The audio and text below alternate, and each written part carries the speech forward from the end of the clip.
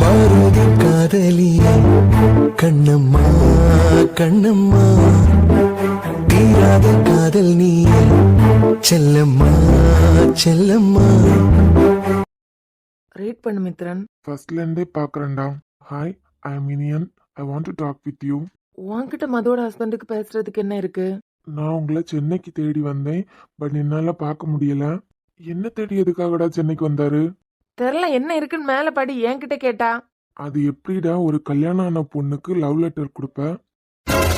உன்னை பார்த்து 4 கேள்வி கேட்டு உன்னை கொலை பண்றதுக்காக தான் நான் சென்னை வந்தேன். ஆனா நீ தப்பிச்சிட்ட. 25 வருஷமா கட்டிக்க போற பொண்ணுக்கு தான் காதலை அள்ளி கொடுக்கணும்னு நாங்க காத்துட்டு இருந்தா நீங்க சைட்ல வச்சிருப்பீங்களா? என்னடா அனுப்பியிருக்காரு? இது அப்பவே நாம பார்த்தோம்.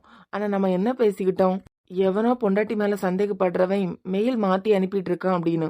ஆனா கரெக்டா தெளிவா உனக்கு அனுப்பியிருக்கு. ஒரு பொண்ணுக்கு கல்யாணம் ஆயிடுச்சுன்னு தெரிஞ்சதுக்கு அப்புறமும் எப்படி மனசாட்சியே இல்லாம உங்களால இருக்க முடியுது? மித்ரன், நீ புக்ல வச்சேல லவ் லெட்டர், எனக்கு தெரிஞ்ச அந்த லெட்டர் மதுவோட ஹஸ்பண்ட் கிட்ட மாட்டியிருக்கு. அப்படின்னா சரண், நான் மதுக்கு கல்யாணம் ஆனதுக்கு அப்புறம் தான் லெட்டரே கொடுத்துருக்கணும். மதுக்கு அப்பவே கல்யாணம் ஆயிருந்திருக்கு. உனக்கு அது தெரியாது. உனக்கு அது தெரியாதுங்கிறது மதுவோட ஹஸ்பண்டுக்கு தெரியல. கல்யாணம் ஆனதுக்கு அப்புறம் கூட உனக்கும் அவளுக்கும் என்ன தொடர்பு? சீ, என்ன முட்டாள்தனமா அனுப்பியிருக்காரு. அவ வயித்துல வளர்ந்துட்டு இருக்க குழந்தை என் குழந்தை தானா இல்ல உன் குழந்தையா? ஒரு நாள் தான் நாங்க ஒன்னா வாழ்ந்தோம். எங்களுக்கு கல்யாணம் ஆன அன்னைக்கு நாங்க வாழ்ந்த வாழ்க்கைக்கு அடுத்த நாளே உன் கூட ஊர் சுத்துறதுக்காக சென்னைக்கு வந்துட்டா. இதுல எப்படி அவ வயித்துல வளர்ற குழந்தைய மட்டும் என்னால ஏத்துக்க முடியும்? என்னால முடியல சரண். ஒரு நாள் கூட மது என் கூட பேசினதே இல்ல. எக்ஸாம் காலில் என் பக்கத்துல அவ இருந்தா கூட என்னை பார்த்து லைட்டா ஒரு ஸ்மைல் பண்றதே பெருசுடா. அப்படிப்பட்ட பொண்ணு எப்படியெல்லாம் பேசியிருக்காரு பாரு. டேய், நீ கொடுத்த லெட்டர்னால அங்க என்னமோ நடந்திருக்கு. அது மட்டும் இல்லாம மதுவுக்கும் அங்க ஏதோ ப்ராப்ளம் நடந்திருக்கு. மது வேற டாக்டர் படிச்சுட்டு வீட்ல இருக்கு. அப்பனா மது லைஃப்ல என்ன நடந்திருக்குன்னு தெரியணும்னா நீ கஷ்டத்தை பார்க்காம மெயில் ரீட் பண்ணி தான் ஆகணும். சரண், எனக்கே இவ்வளவு கொடூரமா மெயில் அனுப்பியிருக்காருன்னா மது கிட்ட எப்படியெல்லாம் நடந்திருப்பாரு? ஒருவேளை நான் பண்ண தப்ப வச்சு மது சித்திரவதைப்படுத்தியிருப்பாரோ? மேல ரீட் பண்ணு மித்ரன். நான் கல்யாணம் பண்ணிக்க போற பொண்ண தாங்குன்னு தாங்கணும்னு எவ்வளவு கனவோட என் மது கழுத்துல தாலி கட்டினேன்னு உனக்கு தெரியுமா? ஆனா அவ என் தங்கச்சி ஃப்ரெண்டா வீட்டுக்குள்ள வந்து ஒழுக்கம் கெட்டு உன் கூட ஊர் சுத்துறதுக்காக சென்னைக்கு கல்யாணம் ஆனதுக்கு அப்புறம் கூட வந்தா. அவளுக்கு நரக்கம்னா என்னன்னு நான் காட்டுறேன். சரண், இங்க வந்த உடனே மதுக்கு கல்யாணம் ஆயிடுச்சுன்னு நமக்கு தெரிஞ்சிடுச்சு. அவளுக்கு கல்யாணம் ஆனது எனக்கு இப்பதாண்டா தெரியுது. அவளுக்கு கல்யாணம் ஆயிடுச்சுங்கிற உண்மை தெரிஞ்ச போது எனக்கு வந்த கவலை விட இப்பதாண்டா என்னால ஒரு பொண்ணு ரொம்ப கஷ்டப்பட்டு இருக்கான்னு தெரியும் போது தாங்க முடியல சரண். உன் ஃபீலிங்ஸ் எல்லாம் மூட்டை முடிச்சு கட்டிட்டு என்ன இருக்குன்னு ஃபுல்லா பாரு. டேய், அப்பவே நான் சொன்னேன் உன்கிட்ட, ஏதோ ஒய்ஃப சந்தேகப்படுறவன் தான் மாத்தி எனக்கு அனுப்பிட்டு இருக்கான், ரிப்ளை பண்ணலாம் அப்படின்னு. நீ தான் கண்டவங்களுக்கெல்லாம் எதுக்கு ரெஸ்பான்ஸ் பண்ணணும்னு ரிப்ளை பண்ண விடாம பண்ணிட்டேன். மேபி நான் அப்பவே ரிப்ளை பண்ணியிருந்தா 3 வருஷமா மது கொடுமை அனுபவிச்சுட்டு இருந்திருக்க மாட்டாலாம். இது மதுவோட ஹஸ்பண்ட் நான் என்ன கனவா கண்டேன். எவனோ பைத்தியக்காரன் பொண்டாட்டியை சந்தேகப்படுறவன் அனுப்பியிருக்கான். அதுவும் 2 நாள் கிட்ட தான் இந்த மெயில் நம்ம பார்த்தோம்.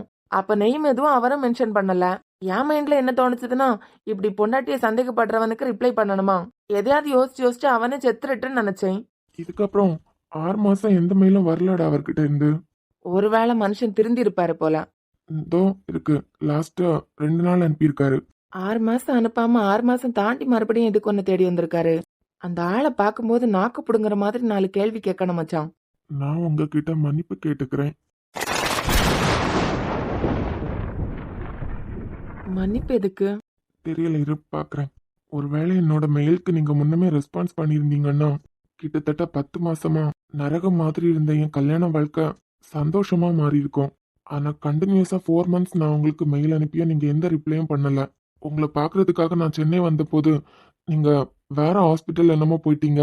உங்களோட மெயில் ஐடி மட்டும்தான் கொடுத்தாங்க. ஸோ உங்களை காண்டாக்ட் பண்றதுக்காக என்கிட்ட இருந்தது இந்த மெயில் மட்டும்தான். நீங்க என் மெயிலுக்கு ரெஸ்பான்ஸ் பண்ணியிருந்தீங்கன்னா என்னால என் ஒய்ஃப் நரக வேதனையை அனுபவிச்சிருக்க மாட்டான். என்னடா 4 மாசம் மது கண்ணா பின்னான்னு திட்டி மெயில் அனுப்பியிருக்காரு. இப்ப ஒய்ஃப்னு அவர் வாயாலே சொல்றாரு. என் ஒய்ஃப் மேல உங்களுக்கு அவ கல்யாணத்துக்கு முன்னதான் காதல் வந்திருக்கு. அது மட்டும் இல்லாம எங்களுக்கு கல்யாணம் ஆனது கூட தெரியாம தான் உங்க மனசுல இருந்ததை நீங்க மதுக்கு தெரியப்படுத்த நினைச்சிருக்கீங்க. இது புரியாம நான் என் ஒய்ஃபை ரொம்பவே கொடுமைப்படுத்திட்டேன். ஆனா எப்படி உரசி பார்த்தாலும் அவ தங்கம்னு நான் புரிஞ்சுக்கிட்டேன். உங்க காதலை பயன்படுத்தி என் குடும்பத்தை பழி வாங்கணும்னு நினைச்சிருந்தவங்களுக்கு ஒரு கண்டென்ட்டே கிடைச்ச மாதிரி இனி என் வாழ்க்கையே எனக்கு பிறக்க போற என் குழந்தையும் மதுவும் தான். எப்படியோ உன்னை புரிஞ்சுக்கிட்டாருலாம். ஏன் ஷரண், இது ஒரு பெரிய குடும்பம். இந்த குடும்பத்தை பழி வாங்குறதுக்காக என்னோட காதலை யார் யூஸ் பண்ணியிருக்கணும்? அது நமக்கு எதுக்கு? எப்படியோ நீ தப்பு பண்ணலன்னு அந்த ஆளு புரிஞ்சுக்கிட்டாருலாம். இப்படிப்பட்ட ஒருத்தனை தான் நீ பார்க்கணும்னு நினைச்சிட்டு இருந்திருக்க. ஆனா என்னால 10 மாசமா மது ரொம்ப கொடுமையை அனுபவிச்சிருக்காடா. அவ எந்த தப்புமே பண்ணல. எந்த தப்புமே பண்ணாத ஒரு பொண்ணுக்கு இவ்ளோ பெரிய தண்டனையா? சரி, முடிஞ்சா மூடி வை, எனக்கே தலைவலியா இருக்கு. இனியாவது அந்த ஆளை பார்க்கணும்னு நீ ஆசைப்பட மாட்டியே? இது இன்னும் ஒரு நாள் இருக்கு. ஏதோ அனுப்பியிருக்காரு பார்த்துட்டு. 10 மாசமா எங்களோட கல்யாண வாழ்க்கையில எந்த சம்பந்தமும் இல்லாத, இன்னும் சொல்ல போனா எங்க 2 பேருக்கும் முக அறிமுகம் கூட ஒழுங்கா இல்லாத நீங்க எங்க வாழ்க்கையில கனெக்ட் ஆயிட்டீங்க. தெரிஞ்சோ தெரியாமலோ நான் கூட உங்களை சந்தேகப்பட்டுட்டேன். எனக்காக என் மது ஆசையா படிச்ச அவளோட எம்பிபிஎஸ் பட்டத்தையே தூக்கி போட்டுட்டா.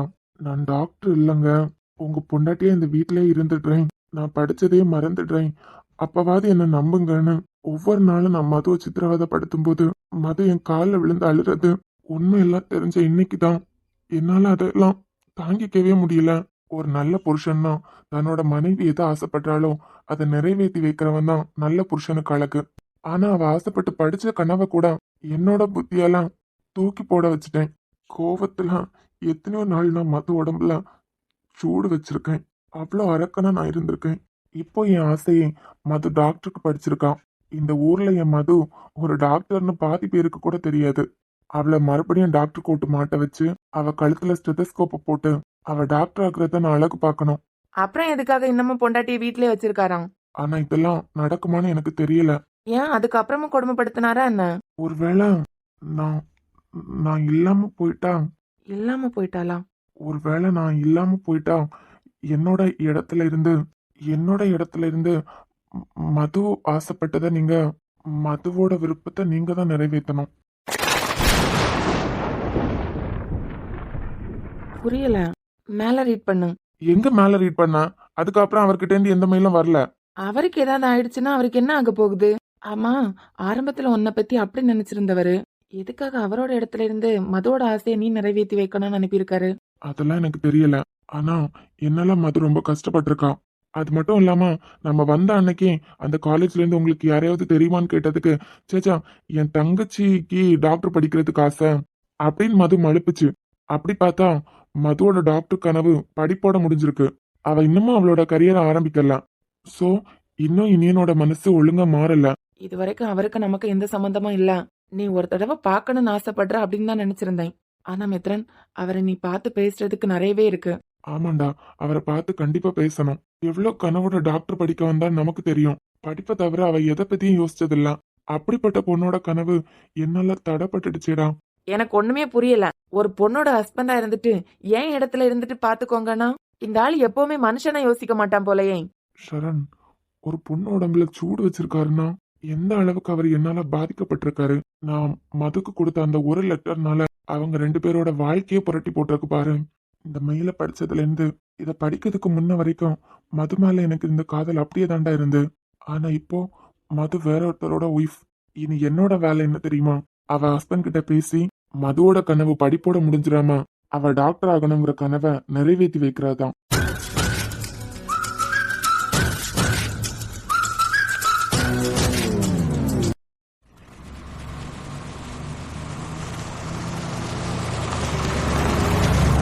ஏன் யாருமே பேச மாட்டேங்கிறீங்க? இல்லையே ஸ்ருதி, பேசிட்டு தானே வரோம். நீ பேசிட்டு தான் வர இனியா. ஆனா அன்பு எதுவுமே பேச மாட்டேங்கிறாரே, அதான். எங்கேயாவது ஷூட்டிங் நடக்குதான்னு பார்க்கணும்.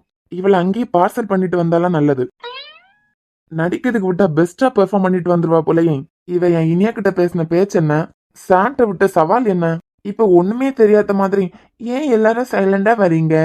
ஷபா, இவளெல்லாம் நடிக்க விட்டா எங்கேயோ போயிரம்பா. அன்பு, இன்னுமே என் மேல கோவமா? ஏன் சாம்? சொல்லு மச்சி. ஒரு வேளை உன்னை மட்டும் நடிக்க விட்டோன்னு வச்சுக்கோ, தமிழ் இண்டஸ்ட்ரியை ஆகா ஓகோன்னு கொண்டு வந்துருவ போலயே. எதுக்கு அன்பு நீங்க சுத்தி வளைச்சு பேசுறீங்க? என்கிட்ட டைரக்டாவே சொல்லுங்க. ஓ அப்படியா? சுத்தி வளைச்சு பேசினாலே உனக்கு புரியும்னு நினைச்சிட்டேன். டைரக்டாவே சொல்றேன். நான் மட்டும் டைரக்டரா இருந்தேன்னு வச்சுக்கோ, என் படத்துக்கு வில்லி கேரக்டர் கொடுக்கணும்னு வச்சுக்கோ, ஒன்ன செலக்ட் பண்ணிருப்பேன். உன் நடிப்பு திறமையால தமிழ்நாடே ஒரு ஆட்டம் கண்டுறோம். யாருக்கு தெரியும், இந்தியாவே ஒரு ஆட்டம் காண்றதுக்கு வாய்ப்பு இருக்கு. அன்பு அவனுக்கு வேற வேலை இல்லை, ஏதாவது பேசிட்டு இருப்பான். ஏண்டா நீயே சொல்லு, இவள நடிக்க விட்டா இவ தமிழ்நாட்டையே ஒரு உழுக்குவான்னு உனக்கு நம்பிக்கை இருக்கா இல்லையா? டேய், இந்த சண்டையெல்லாம் மூட்டை முடிச்சு கட்டி வச்சுட்டு போய் படத்தை பார்த்துட்டு வரலான்னா உனக்கு நக்கல் நையாண்டி இன்னும் கம்மியாகல. படம் பாக்குறதுக்கெல்லாம் எனக்கு விருப்பம் இல்ல. ரோட்டை பார்த்து வண்டி ஓட்டு. ஆமா, அந்த பக்கம் திரும்பினாலே எனக்கு இரிட்டேட் ஆகுது. அன்பு, நான் தான் எல்லார்கிட்டயும் மன்னிப்பு கேட்டுட்டேன்ல, மறுபடியும் என்ன பார்த்து பார்த்து நீங்க இப்படி எரிஞ்சு விழுந்தீங்கன்னா அதுக்கு என்ன அர்த்தம்? என்ன அர்த்தம்? உன்னை பிடிக்கலன்னு அர்த்தம். ஏன் அன்பு இப்படி எல்லாம் பேசிட்டு இருக்க? நீ சும்மா இரு.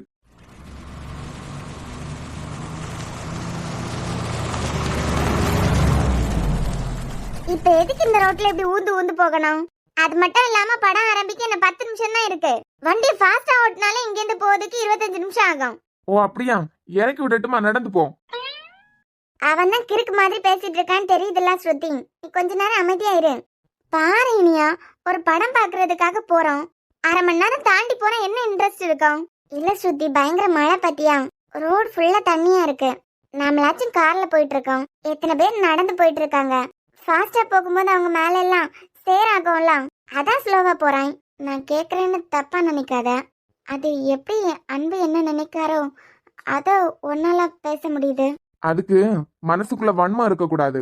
நல்லவங்களா இருந்தாலே புடிச்சவங்க மனசுல என்ன இருக்கு, புடிச்சவங்க என்ன நினைக்கிறாங்கன்னு கண்டுபிடிக்க முடியும். டேய், நீங்க சண்டை போட்டே வரீங்கன்னா என்னை இறக்கி விட்டுரு. டேய், இந்த ரோட்ல போறேன்.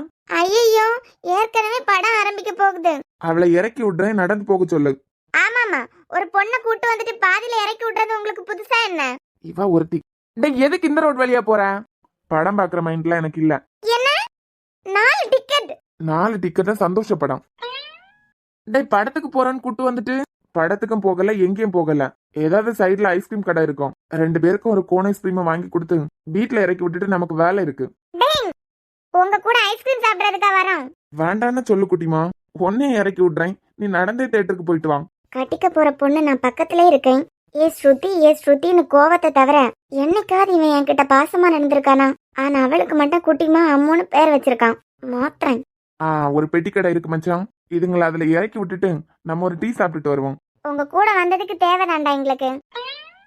ஏன்பு, தாத்தா கிட்ட படத்துக்கு போறதா தானே சொன்னீங்க? ஆமா. அமரன் படத்துக்கு தானே டிக்கெட் வாங்கியிருக்கோம். ஆமா, யாரு இல்லன்னது? அப்ப நான் படத்துக்கு தானே போகணும்.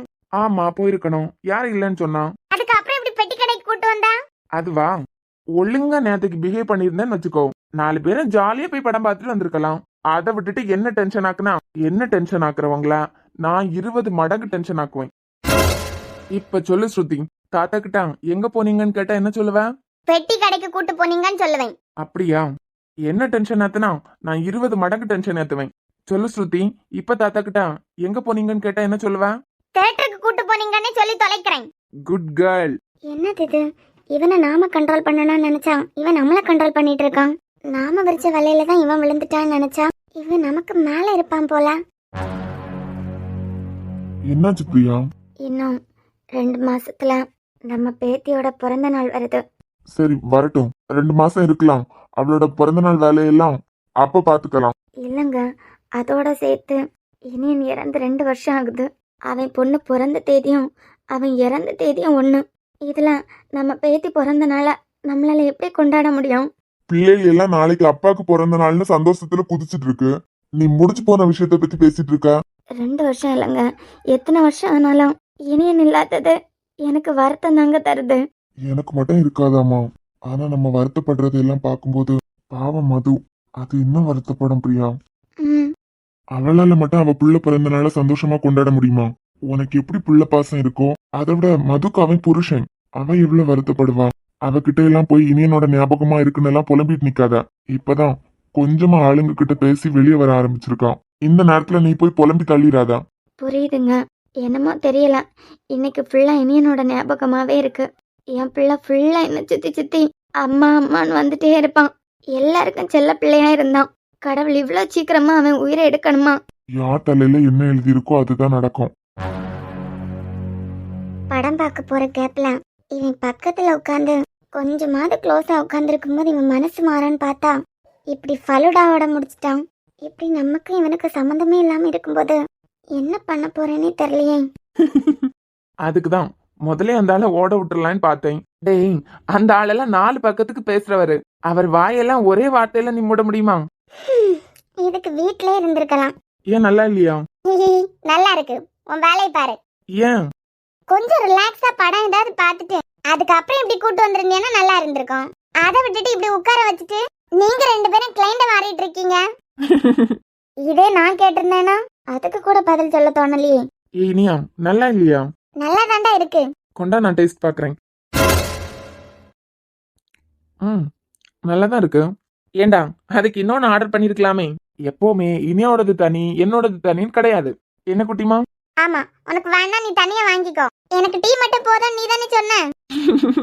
அது என்ன மச்சான், சின்ன குழந்தைங்க மாதிரி இப்போ இருக்கீங்க. சின்ன குழந்தையா இருக்கும் போதுதான் அவ ஆசைப்பட்டு எடுத்து வைக்கிறது உனக்கு வேணான்னு தோணும். அவளுக்கானது உனக்கு, உனக்கானது அவளுக்குங்கிறதுனால மறு பேச்சே பேசாம பாவம் அந்த பிள்ளை உனக்கு கொடுத்துரும். இப்பவும் அப்படியே இருக்க பாத்தியா? ஸ்ருதி, என்ன இனியா, நீ ஓகே தானே? ஆமா இனியா. இல்ல டல்லாவே உட்கார்ந்துருக்கால, அதான் கேட்டேன். அப்படியெல்லாம் இல்ல. இவன் எந்த நேரத்துல கேட்டா? வாமிட் வந்துட்டே இருக்கு. என்னாச்சு? ஸ்ருதி, எனக்கு வாமிட்டிங் வந்துட்டே இருக்குனியா. நான் ரெஸ்ட் ரூம் போயிட்டு வரேன். என்னாச்சு இவளுக்கு? கண்டதையும் சாப்பிட்டா இப்படிதான் இருக்கும்.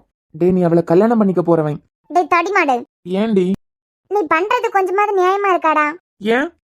உனக்கு டேஸ்ட் பார்க்கணும்னா ஸ்ருதி கிட்ட இருந்து வாங்கியிருக்கலாம்ல. ரெண்டும் ஒண்ணு தானே. ஏய், அவ சாப்பிட்டதை எப்படி நான் சாப்பிட முடியும்? ஆரம்பிச்சிட்டேன்.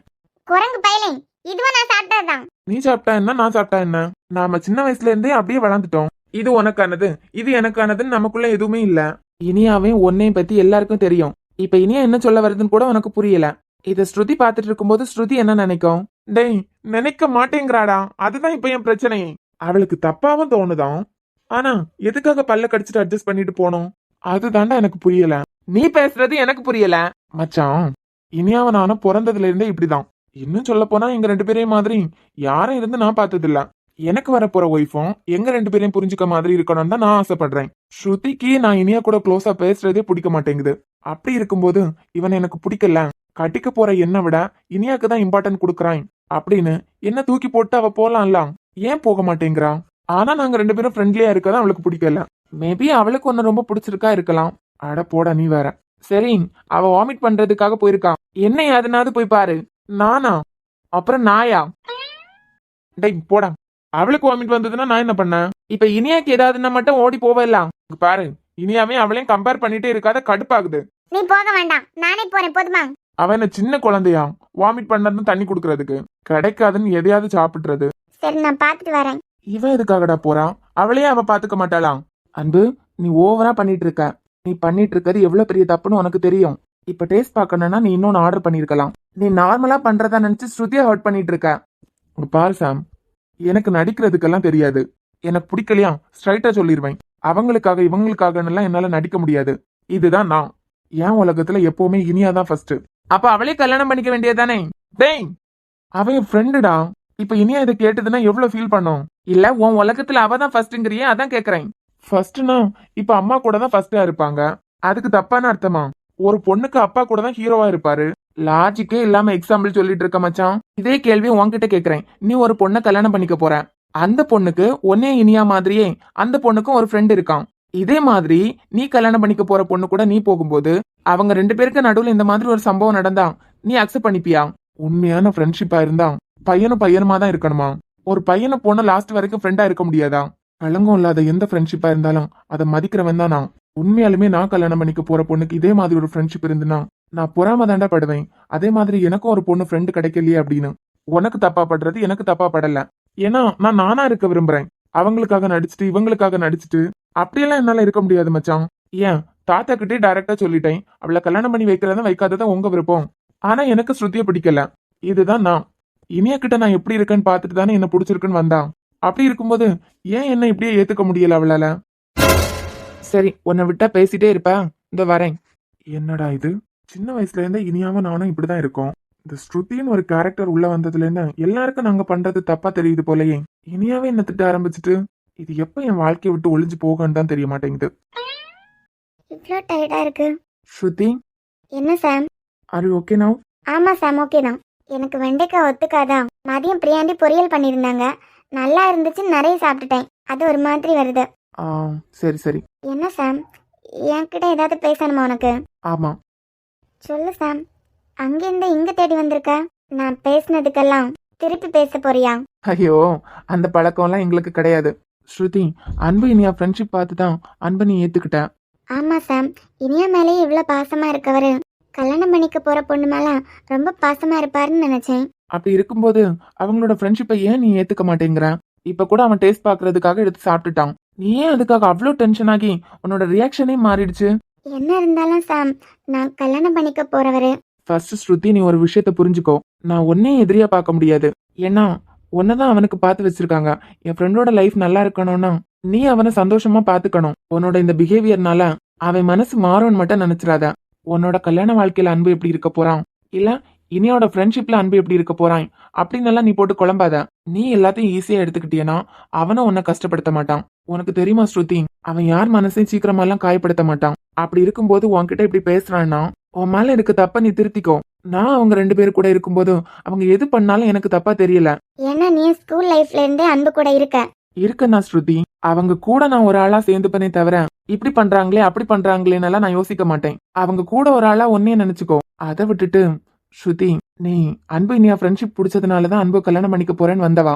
இப்போ உன்னோட பிஹேவியர் வேற மாதிரி மாறும்போது இதுதான் உன்னோட ரியல் கேரக்டரான்னு எனக்கே டவுட்டா இருக்கு. சாம், முடிஞ்சா அவங்க 2 பேரையும் புரிஞ்சுக்க ட்ரை பண்ணு. நீ புரிஞ்சுக்க ட்ரை கூட பண்ணாத சிச்சுவேஷன்ல உனக்கு எல்லாமே தப்பா தான் தெரியும். இப்போ நான் தேடி வந்து பேசுறது ஒரு பக்கம் என் ஃப்ரெண்டோட நல்லதுக்காகவும் இருந்தாலும் நானும் ஒரு பொண்ணை காதலிச்சிருக்கேன். என்னாலையும் பொண்ணுங்க மனசு புரிஞ்சுக்க முடியும். ஸோ ஓ நல்லதுக்காகவும் தான் சொல்றேன். புரிஞ்சுக்கிட்டு நீ நல்லவள மாதிரி நடிக்காம நல்லவளாவே மாறினா நல்லா இருக்கும்னு நினைக்கிறேன். இதுக்கு மேல உன் இஷ்டம்.